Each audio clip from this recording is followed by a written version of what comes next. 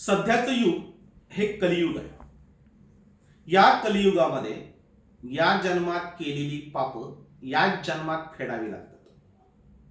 भ्रष्टाचार करणारा कितीही मातब्बर असो, तो कितीही हुशार असो, तो एखादी चूक करतो आणि त्यानंतर तो असा काही अडकत जातो की त्यातून त्याला सुटणं अशक्य होत जातं.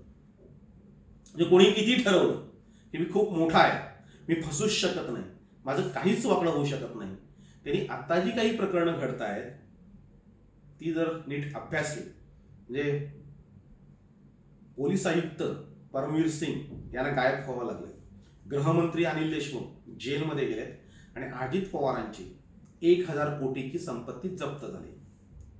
त्याच्या आधी DS कुलकर्णी असतील किंवा आणखीन मोठी मोठी जी लोक ती कशी जेलमध्ये आहेत, ही जर सगळी प्रकरणं अभ्यासली तर भ्रष्टाचारी पापी हा कितीही हुशार असो तो एक ना एक दिवस जेलमध्ये सडतोच, किंवा प्रकरण कितीही हुशारीने केलेलं असो ते बाहेर निघतच. या दिवाळीमध्ये जय भीम नावाचा पिक्चर रिलीज झालाय. एक खरी स्टोरी आहे आणि त्या खऱ्या स्टोरीवर आधारित गुंफलेलं कथानक तुम्हाला शेवटपर्यंत खेळवून ठेवतं आणि नंतर लक्षात येतं की तुम्ही पाप हे कितीही योजनाबद्ध पद्धतीने करा, ते एक ना एक दिवस चव्हाट्यावर येतं. तुम्हाला पुन्हा कुणी भेटतोच आणि तो एखादा भेटला की त्याच्यानंतर तुम्ही कसे जेलमध्ये जाता याचं उत्तम उदाहरण ते पिक्चर पाहून आपल्याला कळलं. आजचा विषय आहे दौलत दरोडांवर कुणी नियम धरलाय. दौलत दरोडांची गेम कशी वाजणार आहे. दौलत दरोडा हे पुन्हा राष्ट्रवादीवर घड्याळावर लढणार की भाजपाच्या कमळावर लढणार. त्यांच्या गळ्यात 17 कोटींचं हाडूक हे कसं अडकलं या विषयावर आपण चर्चा करणार आहोत. म्हणजे खरं तर सध्या परली विभागामध्ये जो झालेला 17 कोटी रुपयांच्या विकास कामांचा जो भ्रष्टाचार आहे तो गाजतोय. 24 ऑक्टोबरला आम्ही या प्रकरणाला वाचा फोडली, पुरावे सादर केले आणि त्याच्यानंतर घराघरामध्ये चर्चेला उधाण आले.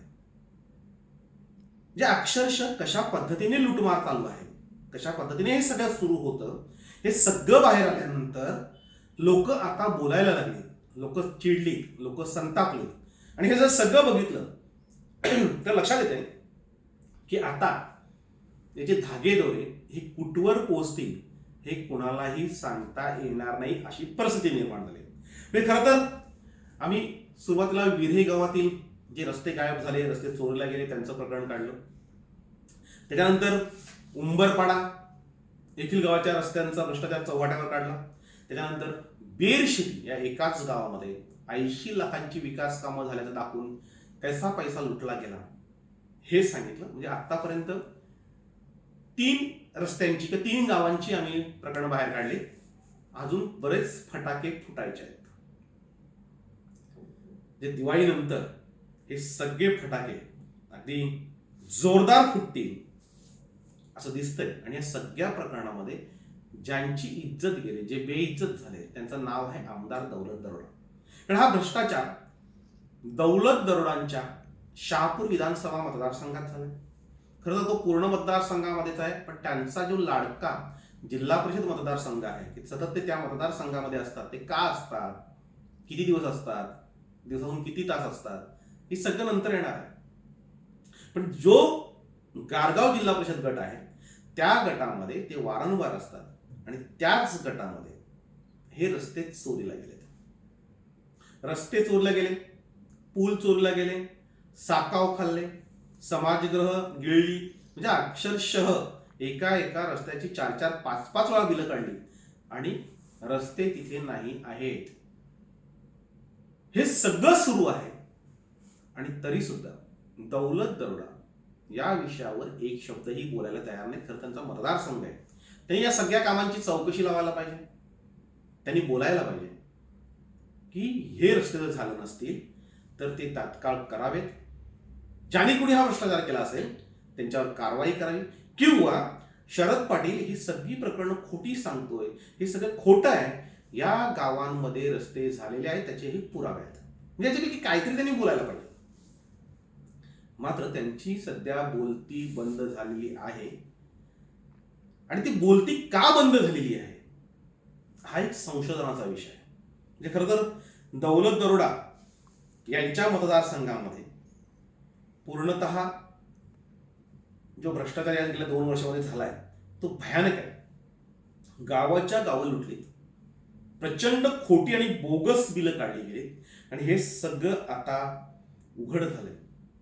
जे आठेरा टोळी आहे, म्हणजे अधिकारी, राजकारणी आणि ठेकेदार यांनी मिळून हा सगळा जो भ्रष्टाचार केलाय तो आता सगळ्यात चव्हाट्यावर आल्यानंतर लोक हुशार असतात, लोक चर्चा करतात. चर्चा करताना बरोबर कुठे काय पोचवायचं ते पोचवतात. ह्या सगळ्या प्रकरणानंतर दौलत दरोड्यांचे जे पी आहेत, रोहिदास शेलार यांच्या अनेक भानगडी, लफडी, कुलंगडी, भ्रष्टाचार हा सगळ्याच्या सगळ्या मशाल कार्यालयामध्ये पोहोचवण्याचं काम हे अभ्यास सुरू आहे. आणि म्हणून आता नवीनच एक प्रकरण, म्हणजे खरं तर मी आज फेसबुकवर आजच टाकलंय, वरसाळे गावामध्ये झालेल्या कामांची यादी मी प्रसिद्ध केलेली आहे. त्या गावामध्येही लुटमार झाले आणि त्या गावातल्या लोकांनी कशा पद्धतीने भ्रष्टाचार झाला आहे, खडी कधी टाकली, उद्घाटन कधी झालं, कधी खडी उचलून नेली, बिल कसं काढलं, एका तासाची 4-4 वेळा बिलं कशी काढली, हे सगळं आलं. म्हणजे पुढच्या भागांमध्ये वर्षाळा असेल किंवा आणखीन काही गावं असतील, लोक बरोबर आणून द्यायला लागले. लोक आता हुशार झाले. आता रस्त्यांचा भ्रष्टाचार याच्यापेक्षा एक नवीन प्रकरण आता चर्चेमध्ये आलेलं आहे. ज्यावेळेस हे सगळं आम्ही बोलायला सुरुवात केली, सांगायला सुरुवात केली, त्यावेळेस ते थेट दौलत दरोड्यांच्या दौऱ्यांपर्यंत पोहोचलं. म्हणजे नुकताच त्यांनी भंडारा इथे दौरा केला, त्याच्या आधी त्यांचे 2 दौरे झाले. ते भंडाराला गेल्यानंतर तिथे दौरा सुरू असताना त्यांचे जे सीए सहाय्यक आहेत रोहिदास शेलार हे अधिकाऱ्यांशी, कर्मचाऱ्यांशी कसे सेटलमेंट करत होते, कसं बार्गेनिंग करत होते, कशी देवाणघेवाण पैशांची सुरू होती, याची एक क्लिप, एक छोटीशी क्लिप आमच्या मोबाईलवर आली. खरं तर सतत ते काही व्हॉट्सअप वगैरे आपण बघत बसत नाही, म्हणून ती काही 12 वाजता माझ्याकडे पोहोचली होती. मी ती 4 वाजता उघडून बघितली आणि त्याच्यानंतर बघितलं काही कळलं नाही नेमकं काय आहे. म्हणून पाठवणाऱ्याला आम्ही फोन केला की हा काय प्रकार आहे. त्यांनी सांगितलं हा असं असं झालंय. मी त्यांनी डिटेल्स पाठवा. डिटेल्स पाठवतो सांगितल्यानंतर अगदी दुसऱ्या दिवसापर्यंत त्या काही डिटेल्स आल्या नाही, म्हणजे पाठवतो म्हणाला आणि आल्या नाही. त्याच्यानंतर एका भाजपाच्या नेत्याचा फोन आला की तुमच्याकडे जी क्लिप आलेली आहे त्याला कसलाही आधार नाही आणि त्याच्यामध्ये काही अधिकारी, कर्मचारी यांची काही नावं कळत नाही आहेत आणि तुम्ही ती क्लिप डिलीट करा, ते काही प्रसारित करू नका. इसलिए नेमकं काय झालं, कारण जो मला क्लिप पाठवणार होता तो सांगतोय. आणि हे दौरेचे कसे असतात, म्हणजे ह्या समित्यांचे शासकीय दौरे जे होतात ते आदिवासींच्या कल्याणासाठी, म्हणजे खरं तर आदिवासी जमाती कल्याण समितीचे दौलत दरोडा हे अध्यक्ष आहेत. याच्या आधी जे सगळे अध्यक्ष होते त्यांची कारकीर्द माहिती आहे. या सगळ्या दौऱ्यांमध्ये मी सहभागी झालेलो आहे, पत्रकार म्हणून अगदी त्यांच्याबरोबर गेलेलो आहे, चर्चा केलेली आहे, अनेक भ्रष्टाचारी प्रकरणं त्यांच्याकडे दिलेली आहेत. मात्र कुठल्याही समितीचा अध्यक्ष महाराष्ट्रातला आतापर्यंत कुठल्याही भ्रष्टाचारावर बोलत नाही. म्हणजे आदिवासी बांधवांची लुटमार ही सर्रास सुरू आहे. म्हणजे दौलत दरोडा हे नाशिक पासून भंडाऱ्यापर्यंत सगळीकडे दौरे करतायत. त्यांच्याच मतदारसंघामध्ये आदिवासींची जी ससेहोलपट सुरू आहे ती अत्यंत वाईट आहे. म्हणजे या समितीच्या अध्यक्षपदावर, चेअरमन पदावर दौलत दरोडा असल्यानंतर किमान त्यांच्या मतदारसंघातील आदिवासींचे प्रश्न सुटावेची अपेक्षा असते. मात्र प्रश्न कोणीही सुटवत नाही. जे काही दौरे होतात ते फक्त कलेक्शनसाठी होतात, हे सगळ्यांनाच माहिती आहे. मात्र ते उघड कधी होत नाही. त्या समितीमध्ये जे आमदार असतात त्यांच्या वाटण्या कशा होतात, त्यांना किती पैसे मिळतात, चेअरमनला कसे पैसे मिळतात, हे सगळ्या अधिकाऱ्यांना माहिती आहे. एकदा दौरा लागला की पाकिटं तयार असतात, आढावा घेतला जातो, सांगितलं जातं, लोक तक्रारी करतात, कंप्लेंट्स करतात, कुठेही कोणालाही न्याय मिळत नाही, कुठल्याही प्रकारची चौकशी होत नाही, त्यांचे खिशे मात्र भरतात. हे आम्हाला सगळं माहिती आहे. त्यामुळे भाजपचा जो नेता सांगत होता की त्याला आधार नाही वगैरे, हे सगळं खोटं होतं. मी त्याला विचारलं नेमकं काय झालं, का ती क्लिप डिलीट करू. आणि तुमच्या मनात काय चाललंय. कारण अशा वेळेस भ्रष्टाचारी प्रकरणं देऊन जेव्हा ती मागे घेतली जातात तेव्हा एक तर प्रकरणात सेटलमेंट झालेली असते, कुठेतरी काहीतरी गडबड झालेली असते, पैशांची देवाणघेवाण झालेली असते. मात्र जो सांगणारा नेता होता तो काही पैसे घेणारा नेता नव्हता, भाजपचा मोठा नेता आहे, एवढा चिल्लर नेता नव्हता. म्हणून त्याने विचारलं की नेमकं काय झालंय, मी का थांबू. त्यांनी सांगितलं की थोडे दिवस वाट बघा, थोड्या दिवसानंतर तुम्हाला याच्यापेक्षा मोठं प्रकरण देईल, अनेक प्रकरण ती तुम्ही वाजवा. आपल्याला हे सगळं कार्यक्रम करायचा आहे, पण थोडा तुम्हाला धीर धरावा लागेल की आत्ता काही करून त्याचा उपयोग होणार नाही. त्याच्या आधी म्हणजे जेव्हा हे प्रकरण मी काढलं, म्हणजे हे पहिलं प्रकरण झालं, मला क्लिक झालं त्यावेळेस की ह्या आधीही हा प्रकार झाला होता.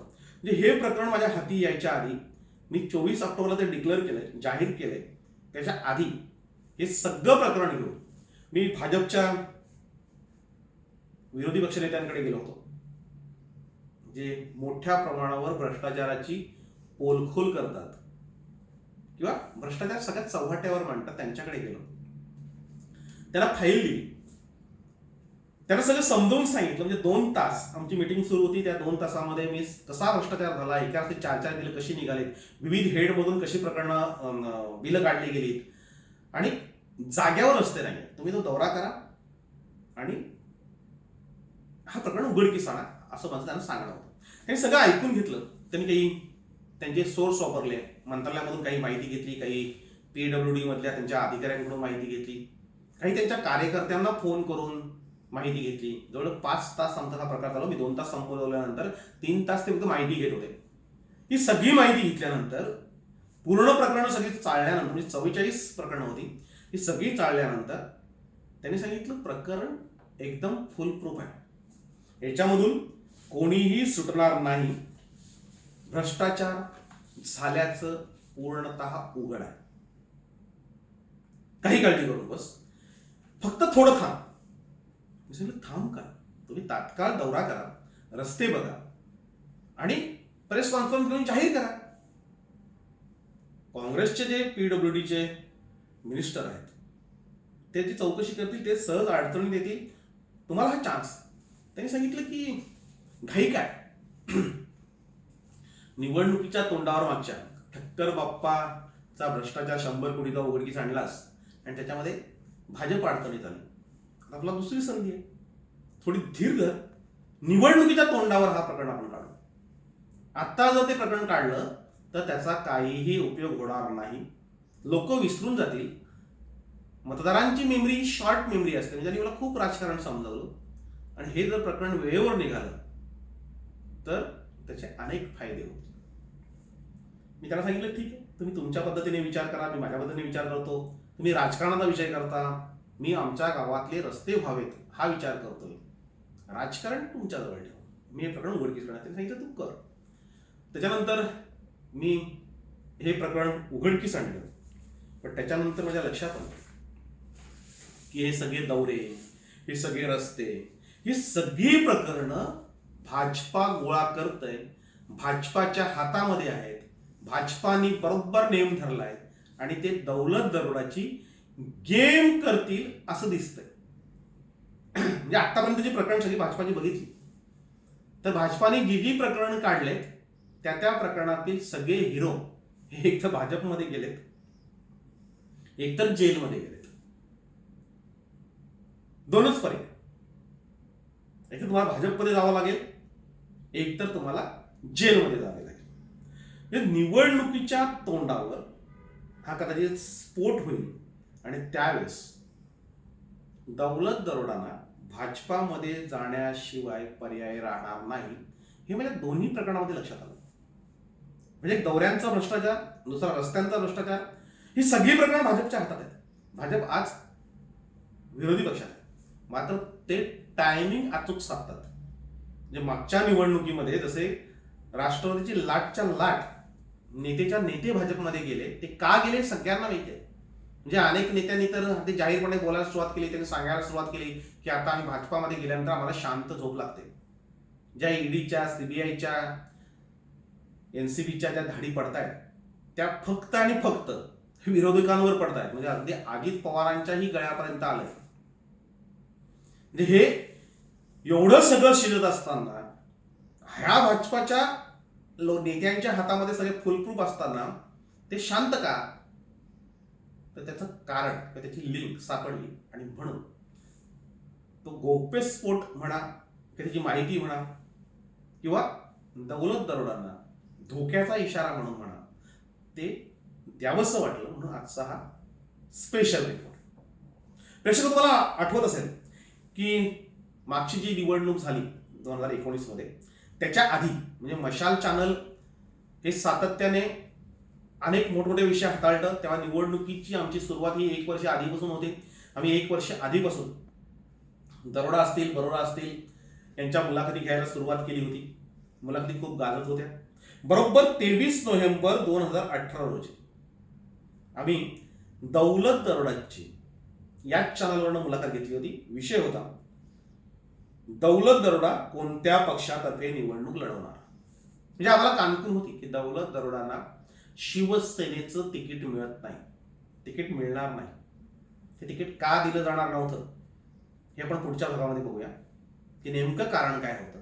ते कारण आतापर्यंत उघडकीस झालेलं नाही. ते कारण जर उघडकीस झालं असतं तर दौलत दरोडा त्याच निवडणुकीत पराभूत झाले असते. तर तो आत्ताचा विषय नाहीये. दौलत दरोडा कोणत्या पक्षातर्फे निवडणूक लढवणार, त्यावेळेस दौलत दरोडाने आमच्या मुलाखतीमध्ये सांगितलं होतं की मी शिवसेनेमधूनच लढणार. ती मुलाखत आजही त्या चॅनलवर आपल्या आहे. मात्र दरोडा हे राष्ट्रवादीमधून लढले. आम्ही तेव्हाच जाहीर केलं होतं की दरोडा हे शिवसेनेमधून निवडणूक लढवणार नाही. आजही आम्ही सांगतोय पुढची जी निवडणूक असेल ती दरोडा हे राष्ट्रवादीमधून लढवणार नाही, त्यांना ती भाजपामधूनच लढवावी लागेल अशी परिस्थिती आता निर्माण होईल असं तर वाटायला लागलं. तर अजून खूप वेळ आहे, काही घडू शकतं राजकारणामध्ये, रोज काही ना काही घडतंय. पण तरीही आत्ता भाजप जो नियम धरून बसलाय तो दरोडांवर का नियम धरून बसला हे आपण बघूया. 23 नोव्हेंबरला मी दौलत दरोडांची मुलाखत घेतली आणि तेव्हा त्यांना विचारलं होतं की तुम्ही राष्ट्रवादीतून लढणार, तर ते बोलले मी शिवसेनेतून लढणार. शेवटी ते राष्ट्रवादीमधूनच लढले. 23 नोव्हेंबरला मुलाखत झाली आणि 24 नोव्हेंबर 2018 बरोबर विद्यमान आमदार म्हणजे त्यावेळेसचे आमदार जे होते तत्कालीन आमदार पांडुरंग बरोबर हे आमच्या स्टुडिओमध्ये आले आणि त्यांची आम्ही मुलाखत घेतली. ते बोलले की मी राष्ट्रवादी कधीही सोडणार नाही. मी त्यांना सांगितलं होतं की राष्ट्रवादी सोडणार आहात, तुम्ही शिवसेनेमधून लढणार आहात. त्यांनी सांगितलं नाही, मी राष्ट्रवादीमधून लढणार. त्या पूर्ण व्हिडिओचं हेडिंग होतं आमदार पांडुरंग बरोरा राष्ट्रवादीच्या उमेदवारीवर ठाम आहेत असं त्यांचं म्हणणं होतं. आम्ही सांगत होतो ते शिवसेनेतून लढणार. आम्ही सांगितलं शिवसेनेतून लढणार आणि ते शिवसेनेमधूनच लढले. दोघांच्याही मुलाखती मला बघता येतील. म्हणजे खरं तर दोघंही आपल्या बोलण्यावर ठाम होते. मात्र आम्हाला या सगळ्या गोष्टींची कुणकुण जी होती ती आधीच लागली होती. दौलत दरोडांना कोणत्याही परिस्थितीमध्ये शिवसेनेमधून तिकीट मिळणार नाही. त्याचं कारण होतं की आमचं मशाल मीडिया हाऊस आहे. गेली 32 वर्ष मी पत्रकार, म्हणजे वयाच्या 18व्या वर्षापासून हे सगळी राजकारण बघतोय. अनेक नेत्यांशी, विरोधी पक्ष नेत्यांशी, सामाजिक संस्थांशी अनेकांचे संबंध आहेत. आणि ह्या मीडिया हाऊस तर्फे आम्ही सर्वे करतो. ही सर्वेची कामं ही आम्हाला विविध राजकीय पक्षांची मिळतात. निवडणुकीपूर्वी 1 वर्ष आधी, म्हणजे निवडणूक यायच्या 1 वर्ष आधी या सगळ्या सर्वेला सुरुवात होते. म्हणजे मतदार निवडणुकीच्या टप्प्यात आल्यानंतर, निवडणूक लागल्यानंतर विचार करतो आम्ही. 1-2 वर्ष आधीपासून त्याचा विचार करतोय आणि ते सर्वेची कामं हातात घेतोय. माझ्याकडे भाजपचा आणि शिवसेनेचा सर्वे होता. आम्ही 1 वर्ष आधीपासून तो सर्वे करत होतो. खरं तर भाजपाच्या दिल्लीच्या टीमने, म्हणजे दिल्लीची जी टीम आहे फक्त निवडणुकीचाच कारभार बघते. म्हणजे आपल्याला आता जे सगळं दिसतंय, हा नेता तो नेता, याच्यामध्ये पडद्याआडची लोक खूप मोठी मोठी असतात आणि ती सगळे हा कार्यक्रम करतात. निवडणुकीच्या आखणीपासून तर सगळ्या प्रचार दौऱ्यांपर्यंत, निवडणूक जिंकापर्यंत काय असावं याची एक वेगळी टीम असते. त्या टीमने आम्हाला सर्वे दिला होता. आता हे निवडणुकीचे जे सर्वे आहेत त्याची काही स्ट्रॅटेजी ठरलेली असते. ते मतदार यादी घ्यायची रँडमली, म्हणजे पहिला मतदार, नंतर 80वा मतदार, नंतर 2000वा मतदार, नंतर 3000वा मतदार, असं एक 100 लोकांचं लिस्ट काढायची. ते 100 लोकांना विचारायचं आणि ते काय सांगतात त्याच्यावर सर्वे. अशा अनेक फॉर्म्युले आहेत. ते सगळे फॉर्म्युले आम्ही वापरतो. माझा फॉर्म्युला सगळ्यांपेक्षा वेगळा आहे कारण मी इथला स्थानिक आहे. म्हणजे मला एक वेळ दुसऱ्या राज्यातला सर्वे करायला कठीण जाईल. पण माझ्या दोन्ही जिल्ह्यातला म्हणजे ठाणे आणि पालघर जिल्ह्यातला सर्वे हा आमचा नेहमी अचूक असतो. तो निवडणुकीच्या आधीच आम्ही त्या त्या पक्षांना दिलेला असतो. त्याचा तो अचूक याच्यासाठी येतो की आमचे या गेल्या 32 वर्षाच्या राजकारणामध्ये अनेकांशी चांगले संबंध आहेत आणि आम्ही जेव्हा एखाद्याशी बोलतो, कोणाशी बोलतो, तेव्हा तो आम्हाला सहज तो खरं बोलतो. कारण आम्ही गोपनीयता राखतो. मशालमध्ये ती गोपनीयता खूप मोठ्या प्रमाणात राखली जाते. कोणाचंही नाव आम्ही कधी उघड करत नाही. लोक सरळ सरळ आपल्याशी बोलतात, लोक खरी माहिती देतात, लोक पटवून देतात आणि त्याच्यामुळे आमच्याकडे खरी माहिती असते. मी ही सगळी माहिती, हा सगळा सर्वे दिल्यानंतर खाली मी 2 ओळी लिहिल्या. म्हणजे भाजपच्या जे सर्वे दिला होता त्याच्यामध्ये 2 ओळी लिहिल्या की भाजपला जर जिंकायचं असेल तर दरोडा किंवा बरोडा यांच्याशिवाय तिसरा उमेदवार चालणार नाही. तिथली जी भाजप आहे ती भाजपच्या तिकिटावर जो लढेल तो कधीही निवडून येणार नाही. म्हणजे जर शिवसेना भाजप युती झाली ना, भाजपला वेगळं लढायचं असेल तर तुम्हाला जो उमेदवार आहे तर ह्या दोघांपैकी पाहिजे. कारण 1990 पासून आम्ही बघतोय, म्हणजे 95ला साधारणतः दरोडांची पहिली एंट्री झाली. तिथे बरोडांचं साम्राज्य दरोडांनी हस्तगत केलं आणि त्याच्यानंतर दरोडा बरोडा हेच खेळ चालताना म्हणजे शहापूर विधानसभा मतदारसंघ असा आहे की त्यांना तिसरा उमेदवार चालतच नाही. ते कितीही कोणाच्या विरोधात गेले, काहीही बोलले तरी त्यांना दरोडा किंवा बरोडाच लागतो आणि ते आलटून पालटून गेम खेळतात. म्हणजे आता जर दरोडा असेल तर पुढच्या वेळेस बरोडा असेल तर दरोडा, तिसरा उमेदवार चालत नाही. मी तिथल्या भाजपची सगळी जी माहिती होती ती दिली होती. मी सांगितलं होतं की इथले जे भाजपचे लोक आहेत, कोणा पण त्याच्यामधला एक उमेदवार उभा केला तुम्ही तरी हे लोक काही चालणार नाही आहेत. हे निवडणूक फक्त पैशांसाठी लढवतात, पैसे मिळावेत याच्यासाठी लढतील, विजय काय होणार नाही. म्हणून ही सीट युतीमध्ये शिवसेनेच्याच वाट्याला जाणार आहे. शिवसेना दिलेली बरी, पण युती झाली नाही तर तुम्हाला बरोडा किंवा दरोडा लागेल.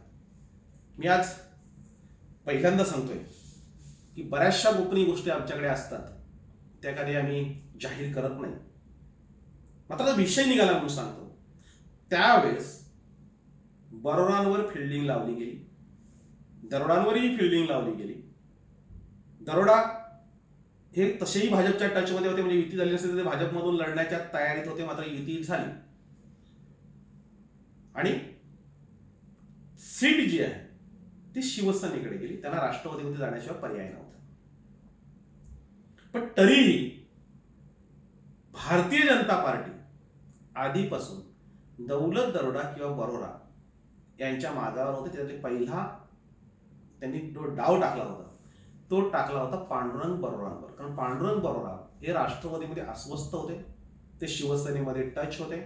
एकनाथ शिंदेच्या बरोबर त्यांचं फिरणं, बोलणं, चालणं, शिंदे साहेबांनी त्यांना निधी देणं, त्यांना खूप जवळ घेणं, अंजारणं गोंजारणं हे सगळं जर बघितलं तर स्पष्ट होत होतं की पांडुरंग बरोडा हे शिवसेनेत प्रवेश करते. पण पांडुरंग बरोडांचे देवेंद्र फडणवीस यांच्याशी खूप जिव्हाळ्याचे आणि प्रेमाचे संबंध होते. म्हणजे मी ते अनेकदा बघितले. म्हणजे पांडुरंग बरोडा आणि मी देवेंद्र फडणवीस यांच्याकडे अनेक वेळा गेलो. पांडुरंग बरोडांनी माझी अनेक वेळा देवेंद्र फडणवीस यांच्याशी भेट करून दिली. म्हणजे पांडुरंग बरोडा राष्ट्रवादीचे, देवेंद्र फडणवीस भाजपचे, पण पांडुरंग बरोडांचे राष्ट्रवादीच्या लोकांशी संबंध जेवढे चांगले होते त्याच्यापेक्षा जास्त संबंध हे मुख्यमंत्री देवेंद्र फडणवीसांशी होते, हे मला माहिती होतं. आणि त्यावेळेस देवेंद्र फडणवीस यांनी पांडुरंग बरोडांना ऑफर दिली होती, तुम्ही भाजपमध्ये प्रवेश करा, आत्ता 5 कोटी प्रवेश करते वेळेस आणि निवडणुकीसाठी तुम्हाला 5 कोटी, हे 10 कोटी तुम्हाला मिळतील. म्हणजे आता सध्या पांडुरंग बरोडा या विषयावर ठाम राहतील की मला माहित नाहीये, की ते असं सांगतील की मला ऑफर दिली, हेही मला माहित नाही. देवेंद्र फडणवीस तर असा खुलासा कधीही करणार नाही की मी ऑफर दिली, पैशांच्या ऑफर कोणताच नेता सांगणार नाही. पण अशा ऑफर सगळ्यांना चालू होत्या. त्याच्यातल्या पांडुरंग बरोडांसाठी ही 10 कोटीची ऑफर होती. पांडुरंग बरोडा यांनी ती नाकारली, कारण त्यांनी आधीच एकनाथ शिंदे साहेबांशी संधान बांधलं होतं आणि ते शिवसेनेचं तिकीट त्यांना कन्फर्म झालं होतं. त्यावेळेसच्या जर घडामोडी तुम्ही जर बघितल्या तर आपल्या लक्षात येईल की आता भाजपा ही ऑफर पुन्हा एकदा दोघांपैकी एकाला दिली. त्याच्यामध्ये पांडुरंग बरोरा हे कधीही पक्ष आता सोडणार नाहीत. त्याचं कारण असं आहे की ते आता शिंदे साहेबांच्या खूप जवळचे आहेत, तिकीट त्यांना फायनल आहे आणि दौलत दरोडा हे अनेक चुका करत गेलेले आहेत. त्यामुळे त्यांना संधी असं वाटतं, म्हणजे पांडुरंग बरोरा दौलत दरोड्यापेक्षा जास्त फिरतायत की जास्त कामं करतायत असं सध्या तरी दिसतंय. त्यामुळे पांडुरंग बरोरा हे काही जाणार नाहीत. राहिले दौलत दरोडा. दौलत दरोडा ही आता अजित पवारांच्या गुडबुक मध्ये आहेत. या अजित पवारांशी त्यांचे खूप चांगले संबंध आहेत. शरद पवारांशी जरी त्यांना मागच्या प्रकरणात वाजले असलं तरी शरद पवारांशी त्यांचे संबंध आहेत, कारण ते आता राष्ट्रवादीचे आमदार आहेत. भाजपा कोणत्याही पक्षाची मागच्या जशी युती झाली तशी यावेळेस युती होईल याची सुतराम शक्यता नाही. निवडणूक झाली की त्याच्यानंतर युती झाली तर झाली, मात्र निवडणुकीपूर्वी दोघेही युतीमध्ये लढणार नाहीत. आणि त्याच्यामुळे भाजपला शहापूर जिंकावंच लागेल. भारतीय जनता पार्टी ही 150+ जाण्याच्या तयारीत आहे. ते बरोबर नियम धरून आहेत, त्यांची आखणी झालेली आहे. म्हणजे जवळजवळ निवडणुकीची तयारी भाजपाची पूर्ण झालेली आहे. कधी हे सरकार पडतंय त्यांचाही अंदाज आहे की अजून 1 वर्षभरामध्ये हे सरकार पडेल. त्याच्या आधीही तयारी सगळी झालेली आहे. आणि त्यानंतर उमेदवार पाहिजे असेल पांडुरंग बरोरांच्या विरोधात लढणारा, तर दुसरा कुठलाही उमेदवार चालणार नाही. आयात तर अजिबातच चालणार नाही. ते शहापूरवाले बाहेर तर स्वीकारणार नाही. ते एकतर दरोडानं स्वीकारतील, एकतर बरोडानं स्वीकारतील. मग दरोडा पाहिजे असेल तर काय करावं लागेल, तर साम दाम दंड भेद या सगळ्या क्लुप्त्या वापराव्या लागतील. आता दरोडाने ज्या काही चुका केल्या आणि भाजपाने जो काही सापळा टाकलाय त्या सापळ्यामध्ये दरोडा हे अलगत अडकलेले आहेत असं माझं स्पष्ट अनुमान आहे. कारण जेव्हा एवढा मोठा भ्रष्टाचार बाहेर निघतोय, एका जिल्हा परिषद गटात 17 कोटी, सगळे पुरावे आहेत, सगळं आहे, आणि भाजप शांत बसतंय. दरोड्यांच्या जे दौरे जे आहेत त्या दौऱ्यांच्या क्लिपा बाहेर येतात, त्या भाजपा बरोबर आहेत, भाजपाकडे आहेत. तिथे काय चालतंय हे सगळं त्यांना माहिती आहे, सगळ्यांसाठी माहिती सांगतो. जरी सरकार शिवसेना काँग्रेस राष्ट्रवादीचं असलं तरी अधिकारी हे आजही भाजपचं ऐकतात. आजही देवेंद्र फडणवीसांचीच अधिकाऱ्यांवर कमांड आहे. त्याच्यामुळं कोणत्या खात्यामध्ये काय चाललंय, कुठले आमदार काय करतात, कुठले मंत्री काय करतात याची इत्तमभूत माहिती ही देवेंद्र फडणवीस यांच्याकडे असते. तशीच माहिती या दौऱ्यांची सगळी भाजपा नेत्यांकडे आहे. या भ्रष्टाचाराची माहिती आहे आणि तरी सुद्धा हे अवाक्षर काढत नाही. ते संधीची वाट बघतायत. म्हणजे ज्या काही मीटिंग सेटिंग ज्या सगळ्या सुरू आहेत त्या सगळ्या भाजपला माहिती आहेत. भाजपने आतापर्यंत जी राजनीती केलेली आहे ती जर मागची बघितली आपण तर राष्ट्रवादीचे अर्धे अधिक लोक हे भाजपमध्ये घेऊन त्यांना आमदार केले. कारण शहापूर सारखा मतदारसंघ आहे, या मतदारसंघामध्ये जिंकायचं असेल आणि इथे शिवसेनेचं प्राबल्य, मागच्या वेळेस शिवसैनिकांनीच दौलत दरोडांना निवडून आणलंय. आता दौलत दरोडे उपकार विसरले हा भाग वेगळा, पण शिवसेना दरोडांच्या बरोबर नसती तर दरोडा कधीही आमदार झाले नसते. यावेळेस ती चूक शिवसेना करणार नाही, कारण जे जे दरोडांबरोबर गेले त्या सगळ्यांना पश्चाताप झाले. त्यांची अवस्था ही अत्यंत वाईट आहे. पुढच्या भागात बघूया त्यांची अवस्था काय आहे ती. या सगळ्या शिवसेना पदाधिकाऱ्यांची असेल, तरुणांबरोबर जे आता राष्ट्रवादीची आहेत त्यांची असेल, त्यांची अवस्था अत्यंत वाईट झालेली आहे. आणि दरोडा हे भाजपच्या जाळ्यामध्ये अलगत अडकलेले आहेत. त्याच्यामुळं एक तर फटाके फुटतील, दौलत दरोडांच्या गळ्याशी हे सगळं प्रकरण येईल. म्हणजे खरं तर मागच्या वेळेस ते 3 वेळा आमदार होते, असं कुठलंही प्रकरण त्यांचं बाहेर आलं नव्हतं. देगा उसकाही भला न देगा उसकाही भला अत्यंत शांतपणे, म्हणजे कोणालाही दौलत दरोडाने कधी दुखावलं नाही, दौलत दरोडा कधी कोणाच्या विरोधात गेलेले नाही, किंवा दौलत दरोडांनी फार काही वादग्रस्त गोष्टी केल्या आहेत. यावेळेस मात्र त्यांच्या पीएम ते प्रचंड अडचणीत आलेले आहेत. म्हणजे रोहिदास शेलारांनी जे भाषण केलं ते एकच भाषण पांडुरंग बरोरांच्या पथ्यावर पडले. त्यांनी प्रकाश पटेल जे शिवसेनेचे जिल्हा प्रमुख आहेत त्यांना अंगावर घेतलं. प्रकाश पाटील हे खरं राजकारणातले गॅमलर आहेत. ते कधी चढतात आणि कधी उतरतात हे कोणालाच कळणार नाही. म्हणजे बरेचसे लोक मला विचारतात की रोहिदास शेलारांनी एवढं त्यांच्या विरोधात बोललं, ते बोलत का नाही, त्यांनी अजून काय केलं का नाही. प्रकाश पाटील हे असं छोट्या चिल्लर गोष्टी करणार नाहीत. ते मुळावर घाव घालतील आणि मुलावर घाव असा घालतील की हा कोणाच्या जीवावर उडतोय? दौलत दरोड्याच्या. मग दौलत दरोड्यात नसतील तर हा कोणाच्या जीवावर उडेल? मग दौलत दरोड्यांचीच गेम करण्याच्या तयारीत हे प्रकाश पाटील राहतील आणि त्याचा आपसूक फायदा हा पांडुरंग बरोबरांना होईल. तर पांडुरंग बरोबरांच्या पाठीशी जर प्रकाश पाटील यांची पूर्ण ताकद लागली तर पांडुरंग बरोबर हे सहज आमदार होतील अशी आताची परिस्थिती आहे. आणि म्हणून भाजपचा जो गेम आहे तो गेम, शिवसेनेची जी चाल आहे ती चाल, या सगळ्या गोष्टी जर गृहीत धरल्या तर आजच्या परिस्थितीमध्ये दौलत दरोडा हे खरं तर अडचणीत आलेले आहे. म्हणजे आतापर्यंत जर आपण बघितलं तर चित्रा वाघ, ज्या शरद पवारांना आपला बाप मानायच्या, त्या अजूनही बोलतात शरद पवार म्हणजे वडील आहेत, त्यांना राष्ट्रवादीत का जावं लागलं? आणि दुसरी गोष्ट, गृहमंत्री अनिल देशमुख यांना जेलमध्ये का जावं लागलं? चित्रा वाघ भाजपमध्ये गेल्यानंतर त्यांच्या नवऱ्यांनी केलेल्या भ्रष्टाचाराबाबतीत काय अँटी करप्शनची रेड पडली होती, त्याच्यामध्ये त्यांच्या नवऱ्यांना अगदी बऱ्यापैकी रिलीफ मिळाला, त्यांना काही त्रास झाला नाही. अनिल देशमुखांनी मात्र राष्ट्रवादीमध्ये तर राहणं पसंत केलं, आता जेलमध्ये आहेत. दौलत दरोड्यांकडे दोन पर्याय आहेत. एक तर हा भ्रष्टाचार सगळा जो आहे तो निस्तरणं, आजपासून पुढे ज्या सगळ्या गोष्टी आहेत त्या थांबवणं, जो काही भ्रष्टाचार झालाय, जे रस्ते झालेत ते तयार करून घेणं आणि निवडणुकीपर्यंत हा विषय संपवणं हे आता दौलत दरोड्यांच्या हातात आहे. म्हणजे खरं तर मला सांगितलं होतं की हे आत्ता काढून नका, भाजपने जसं सांगितलं शिवसेनेवाल्यांचेही फोन आले की आत्ता हे सगळं काढून काही उपयोग होणार नाही, फार चौकशा होतील, रस्ते होतील, जे ठेकेदारांनी कामं केले त्यांना शिक्षा होईल. दौलत दरोड्यांचं काय होणार? दौलत दरोड्यांचं जर काय करायचं असेल तर आपल्याला निवडणुकीपूर्वी वाढवायला असेल. मात्र प्रकरणं एवढी आहेत आणि गोष्टी एवढ्या घडल्या की निवडणुकीपर्यंत थांबणं आम्हाला काही गरजेचं वाटत नाही. की निवडणूक हा खेळ तुमचा आहे, आमचा प्रश्न विकासाचे. दौलत दरोडा काही माझे काही दुश्मन नाही आहे. दौलत दरोडा ज्या दिवशी निवडून आला तिथून आतापर्यंत माझे त्यांच्याशी चांगले जिव्हाळ्याचे संबंध आहेत. म्हणजे एकमेव पत्रकार मी असेल की त्यांना एकही रुपया कधी न मागता न घेता त्यांच्या पाठीशी मी खंबीरपणे अनेकदा उभं राहिले. DK साहेबांनी एकदाच मला सांगितलं होतं जेव्हा त्यांना निवडणुकीला उभं केलं तेव्हा की दौलत दरोड्याचं प्रसिद्धीचं काम तुला करायचं आहे. त्यावेळेस बरोडांच्या शहापुरात शिवसेनेचा दरोडा या शीर्षकाखाली पहिला आग्रहलेख लिहिला होता आणि त्याच्यानंतर अनेकदा मी दौलत दरोड्यांची बाजूच घेऊन बोललोय. आता हे सगळं 1-1.5 वर्षापासून जे बघतोय ते सगळं अत्यंत घाणेरडं राजकारण आहे आणि म्हणून दौलत दरोडा यांच्या विरोधात बोलल्याशिवाय की त्यांना जागा करण्याशिवाय पर्याय उरलेला नाही. निवडणुकीमध्ये अनेक पत्रकारांना ते पैसे देतात आणि ते पत्रकारांना पाकिटं पोहोचतात. मी एकही निवडणूक अशी नाही, एकही निवडणूक दौलत दरोड्याने मला 1 रुपया दिला किंवा 1 रुपया मागितलाय.